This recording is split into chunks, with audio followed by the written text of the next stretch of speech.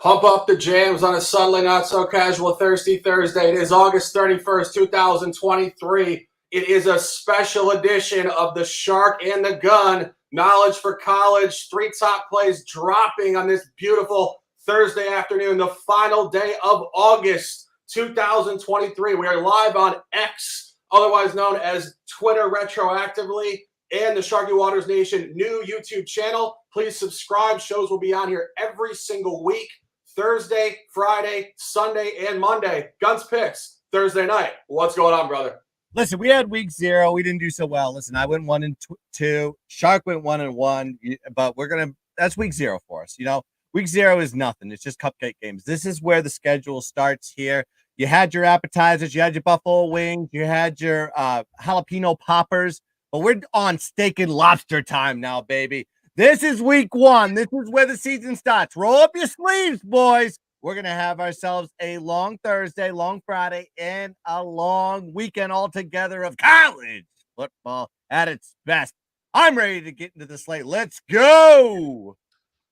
Speaking of rolling up your sleeves, let's go up the I-95 corridor in Connecticut, Storrs, Connecticut. This is not Jim Calhoun 99. This is UConn football 2023, the home opener. It will be raucous, as I like to say, certifiably, indisputably, impossibly, unequivocally going down. Pratt & Whitney Stadium, home locker room, UConn plus 15. Guns picks, first official of the broadcast. The buy hat is engaged from the words of Sharky Waters Nation. Go check them out on YouTube. Like and subscribe and hit the bell, baby. But let's talk about this game here. NC State, UConn. NC State's going on the road here versus a UConn team that had a tremendous season. I'll get to them in a second. But NC State coming off an 8-5 season, 12 returning starters for them. A little bit of a change on the offensive side, getting a new OC and a new quarterback transfer, Brennan Armstrong. If you remember him, he was at UVA, had a career there. Now you have UConn coming off what I would consider a banner year for UConn, right? 6-7 overall, getting to their first bowl game since 2015. 17 returning starters for this team, 9 on the offensive side, 8 on the defensive side. Now, as I mentioned, NC State with a transition on the offense, they're also going to be dealing with a transition on the defensive side. Only 5 starters back on the defense for NC State, only one of their top 6 tacklers. So this is a full transition. Their linebacker and their D-backs are a what I would consider inexperienced and a problem going into the season. But we'll see what happens later on as this team grows. UConn was a run-first offense, okay? Last year, that's pretty much what they were dedicated to because they had an inexperienced quarterback, freshman Zion Turner. Well, Zion Turner is not going to be the starter anymore. They bring in Joe Fagnano. Shout out to Maine, by the way, where I am from, my homeland. He was the University of Maine quarterback, and he was also under the OC, Nick Carlton, that's in his second year at UConn. So you have that dynamic between those two. And I think the passing game is going to be upgraded here for UConn. Also, you got to look at UConn's offense. Top 2 running backs back, 3 out of their 5 top receivers. Their O-line is absolutely solid like it was last year, and they get a bunch of transfers buying into the program. So you're starting to see a little bit of a shift here. Jim Moore, head coach, shout out to you, my brother. You're doing a great job there with the Huskies. Now, you got to look at the last time these two teams played, okay? Last year, 41-10. It was late in the season in the fall in Raleigh. 38.4. Actually, a 38-point favorite. And now you're seeing this line sit here at 14.5. You're seeing it going down to 14. It might even get past that key number, 14, while we get to game time and kickoff. This is a 23.5-point swing from year 1 to year 2. That is too big, in my opinion. Plus, you have NC State 2-6 against the spread as an away favorite. -7 point differential, -62 net yard average on the road in 2022. And you have Jim Moore, 3-1 against the spread at home last season and 7-2 against the spread versus FBS opponents. I just think on paper, UConn is a little bit more experienced here. You have an NC State team in a full transition mode, losing their quarterback, gaining Brendan Armstrong in like his 7th year. I don't know how long he's been there, but I will say this. We're going to be taking the home doggy, the Huskies, woof, woof, all the way to the bank, plus 17.5, 2-unit special. Jumping off what the gun said, complete alignment, going to jump off. He touched on all great data points. As he mentioned, UConn facing off against Brennan Armstrong, ex-quarterback from UVA. Jumping off that point, last year, Brennan Armstrong on the road, not particularly impressive, only 56 points in 4 total road games. But go back to the original point of this conversation very briefly. UConn is a historical gas can in college football, but these are the environments you want to buy. Teams with upstart coaches, upstart rosters, and teams that really showed momentum coming into the back end of last year. Go back to 2021. This team was 1-11 straight up. They continued into the beginning of last year, 1-4, and then it all started to change. They started to win. They started to believe in themselves. It's like they always say, you see the ball go through the hoop once, you start to believe you can do it. If you get over the hump and you start to win, you see this in football all the time. All of a sudden, a team that can't win ever starts winning almost all their games. And they did finish the season 5-2 straight up to get to a bowl game, which is truly mind-blowing given the historical quality of this franchise. Myrtle Beach Bowl did take a 2-touchdown loss to Marshall, but centering in that home calendar last year when they did finish 5-2 straight up, this team was 3-0 straight up at home as an underdog. They were a 23-point dog to Fresno State on October 1st, and they won outright 19-14. They were an 8-point dog to the Boston College Golden Eagles, traveling down there in the stores. Outright win 13-3 in their final home game of the campaign last year. It was in November against Liberty. Liberty is laying 13.5 points. UConn wins the game again as a double touchdown underdog, 36-33. They perform great here. Guns touched on NC State. I'm not going to belabor that point. One specific point I do think has some very, very significant merit here. Last year on the road, NC State did open out of conference in week 1 at Eastern Carolina. They were laying a similar figure, minus 12.5. They barely won the game 21-20. And I want to give a shout to our guy, Adam Stuller, on Twitter. He made a comment, and I think it's valid. NC State has their home opener on September 9th against Notre Dame. Guns Picks knows all about that. And we know one thing. This does take on trap environment when they beat this team by 31 points at home last year. They got Notre Dame next. This is not going to be a cake game for NC State. We like this to be very close. UConn could sneak a win. Who knows? But we're on it officially for 1 unit at plus 15. It dropped 4 days ago. That's why you turn notifications on to get the top lines midweek. Next play, Guns Picks. Big-time buy environment, Nebraska Cornhusker football. Matt Rule, campaign 1, back where he belongs in college football. On the road at Minnesota, a Minnesota team, first year without 6-year quarterback. Tanner Morgan, Guns Picks, an official. Listen, nobody knows Nebraska better than I know Nebraska. And let me tell you, this team was absolutely abysmal last year. They were unbettable. And Scott Frost absolutely ruined that team. But I want to make sure I give a little bit of shout outs to the chat.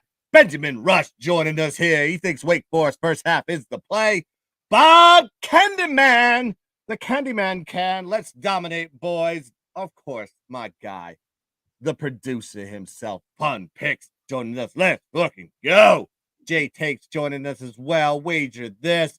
Love the pick, he thinks, but I am not going to be taking Minnesota on this one, my dude. Let's get into the plays here just for a second here. Matt Rule is the best turd polisher on the planet. And I will say this. He went to Temple. He absolutely changed that program. He went to Baylor. Baylor had so much problems going in there. They were a great team, but everybody just mass exodus. What has Matt Rule done? Changed the dynamic of that program and brings them back to excellence in the Big 12. Now he goes over to Nebraska. Can he do the same thing? We shall see, but I think this team is absolutely in the perfect position versus Minnesota here. Minnesota, 13 returning starters for the Gophers, and then you have Nebraska with 15 returning starters. Matt Rule takes over that squad that was 4-8 last season. But you got to look at what happened in those games. Everybody recognized what happened to Oklahoma, and everybody recognized what happened with Northwestern. But 5 of their losses last season, like it was the year before, were by 7 points or less. Okay, so this team is sitting here at +7.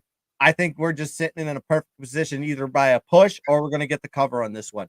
Minnesota coming in this year also without their top running back. That Ibrahim is gone. And also their quarterback is gone as well. That's been there for, it feels like centuries at this point. On the defensive side, Minnesota lost a lot of talent in the secondary too, which may hurt them in the long run.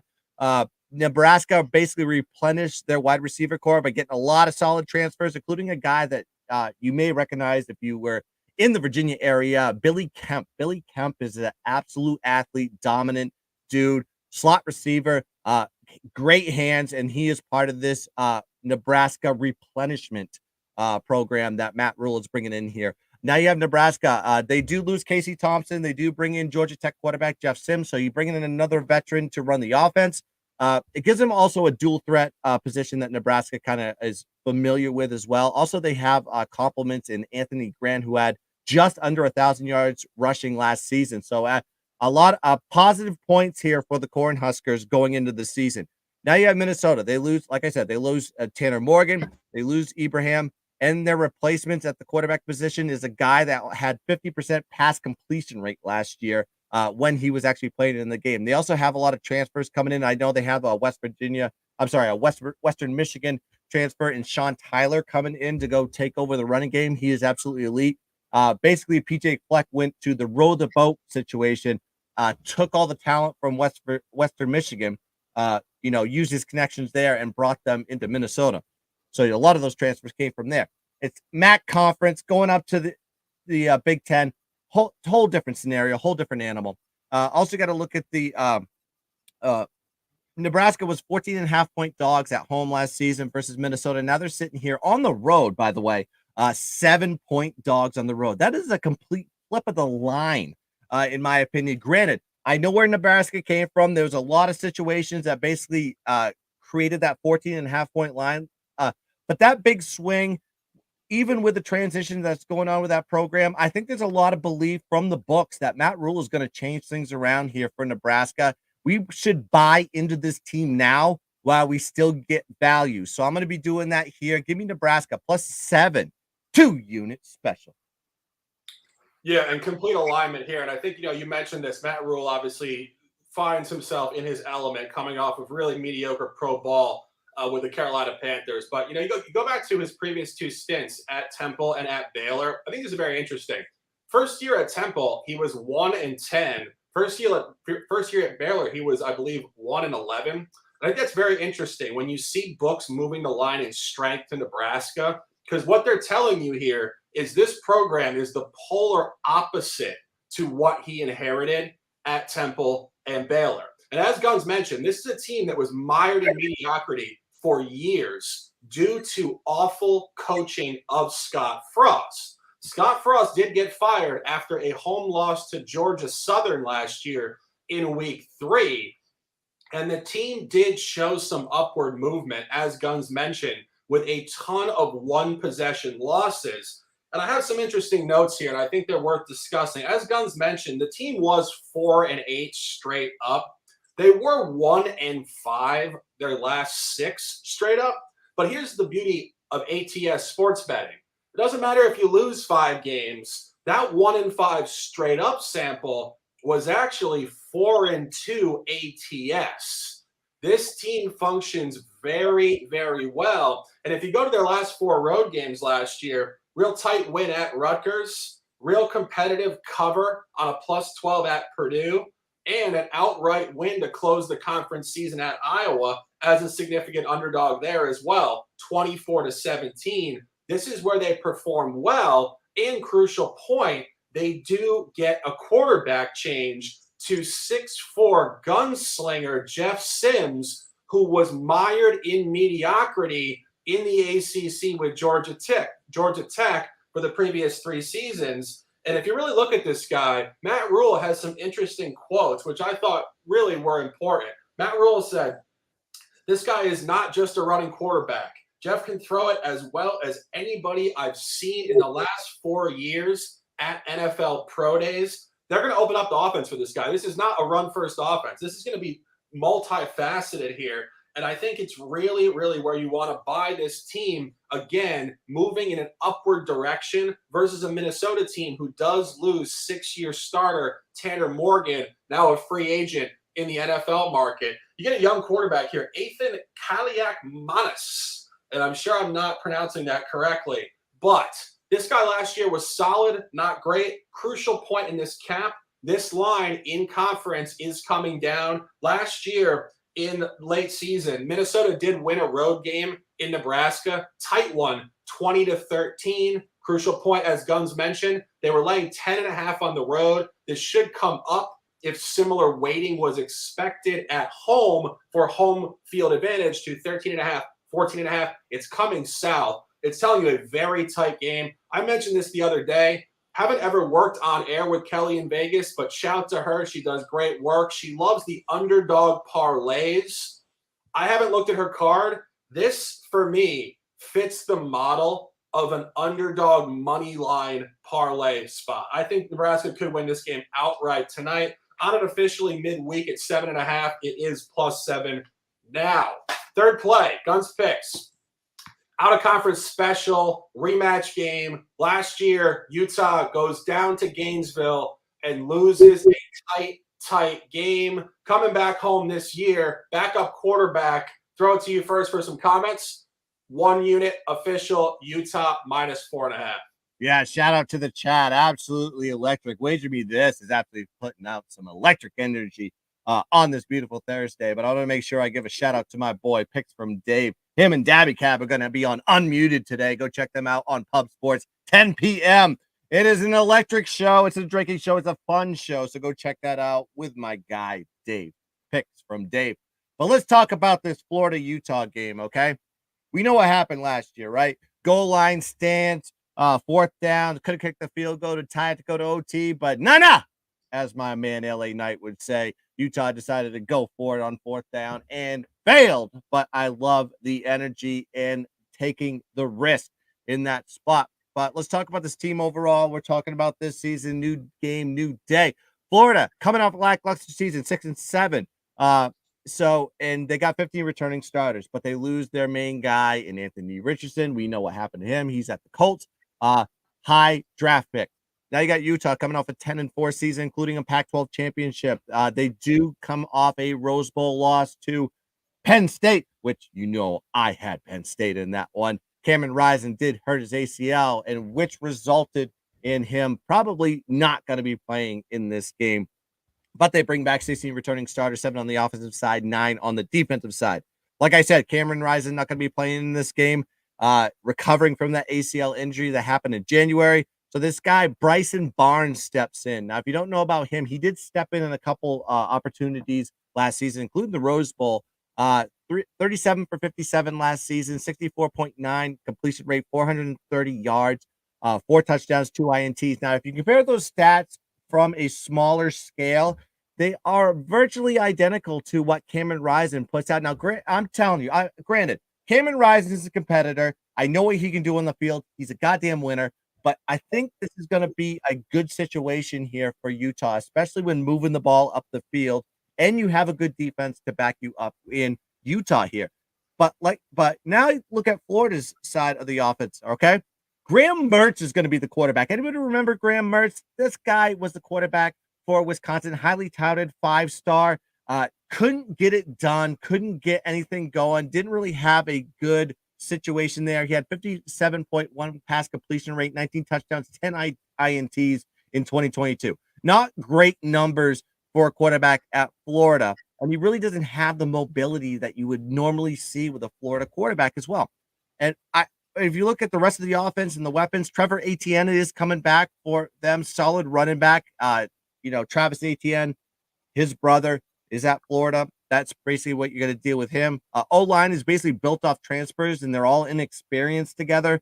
And then the wide receiver quorum is kind of weak as well. So I really think that offensively for Florida, not a good situation going into Utah, at Utah for that matter. Utah bringing 7 starters back. Electric running back. If you don't know this kid, I talked about him in my preview show. Quidden Jackson, 6.1 yards per carry. He's going to be absolutely electric this year. Go look out for him. They're very deep on the wide receiver core, and they bring back. They actually bring in a tight end from Australia to replace their top receiver in Dalton Kincaid that went to the draft. I think there's not going to be much of a drop off in the offensive side for Utah this season. Now, Florida run-oriented for the most part under Bill Napier from ULL. They had 200 yards per carry last season, 5.5 yards per carry. So I expect them to kind of go down the same path this season. But you're dealing with a Utah run defense that's absolutely stout. They have 9 returning starters. They're very deep on the defensive line and an elite linebacker core. That's not what you want to see when you're going up against a run, or if you're a run-oriented offense, you don't want to see that side of the defense. So arguably, if you actually look at the rankings, I think from a Pac-12 perspective, this is the best defense in the Pac-12 going into the season. It's also a revenge spot. I did mention that. Also, you got to look at Utah, 21-9 against the spread as a home favorite in the last 6 seasons. So simply put, it really doesn't matter who the quarterback is. I don't care if it's Cameron Rising. I don't care if it's Sharky Waters Nation. I don't care if it's Guns Picks running that offense. We're going to get the ball down the field. We're going to score. It's Utah. It's night. It's where the Utes excel. It is a very tough spot to do, especially for an SEC in week 1 that is kind of in a reset mode as far as the offense is concerned. Give me the Utah Utes -4.5 and make it a 1.5 unit special for me. Yeah, jumping off it, and I got this midweek. I got a worse line. I'm at -6.5, and I don't think that's necessarily the wrong spot. I think that that's a key number, obviously getting it under 7. This did open at -9.5, which I think is really the first point that I looked at when I handicapped this, because Utah last year in Gainesville was ranked laying a short -1.5. And Guns and I were talking about this last night. He may have had Utah. I'm not sure. I had said on the air last year in the opening weekend, I just notably thought it was a short number. We were not on it officially. But here's the key point. The books did hit the line.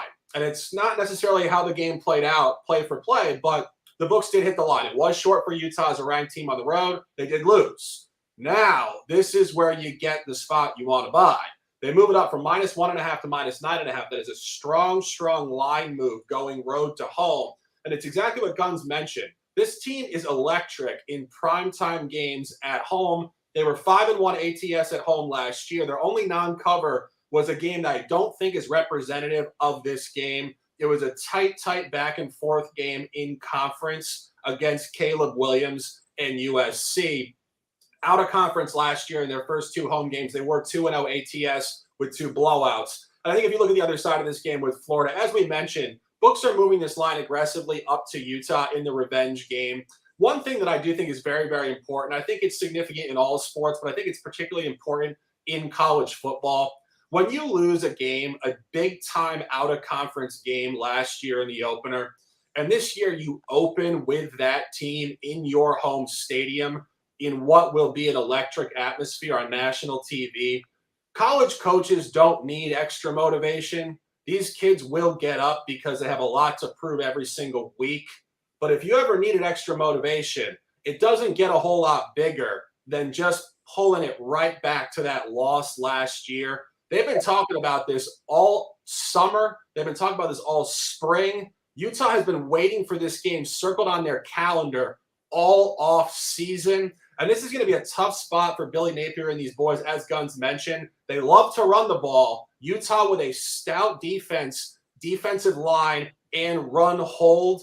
Also, a ton of returning starters. And final point on this game. If you go back to last year, obviously Anthony Richardson now plays for the Indianapolis Colts. As Guns mentioned, insert transfer from Wisconsin, Graham Mertz, pedestrian, I believe. And I think if you really translate that to a team that was already lackluster on the road last year, I think they will continue to regress downward in their efficiency. They have lost 4 out of their last 5 road games coming in, as I mentioned, with a blue chip NFL quarterback at the helm. We're on this at -6.5 midweek. -4.5 now. 1 unit official. 3 top plays, 9 words of lifestyle. Ride the wave or get out of the water. The shark and the gun, that's a wrap for this show. We're on the same exact plays. We don't plan this. For those of you guys who have watched the show for the last 2 years, this just happens to be one of those nights where all the numbers and all the narratives align for us to have 3 collaboration plays, and we absolutely love to see it. UConn +15, 14.5. Nebraska +7.5, 7. And Utah -6.5, -4.5. Sending you guys all amazing vibes. We'll be on here tomorrow night at 9 o'clock for the full Labor Day Week 1 card. Let's have a night. Guns picks. Close them out with some words, and let's dominate. Man, I just want to give a real shout out to the Viva Tequila Seltzers sending me a new package today. Absolutely beautiful drink. Go check them out, vivaseltzer.com. And go check them out on Twitter at Viva Seltzer. But I wanted to give a shout out to the chat. You guys have been absolutely electric here on this beautiful Thursday. We will be back tomorrow, 9 p.m. Eastern Standard Time on the Shark channel. So make sure you like and subscribe and hit the bell so you know when we are going to go live. I said 9 p.m. Eastern Standard Time. We're going to break down the Saturday slate, and it's going to be as absolutely electric. You guys got me wanting to put the war paint on, put the helmet on and the pads. I'm going to run through a brick wall after this. But thanks to everybody that joined us. Let's have ourselves a damn night. And as always, let's keep dancing. Bang.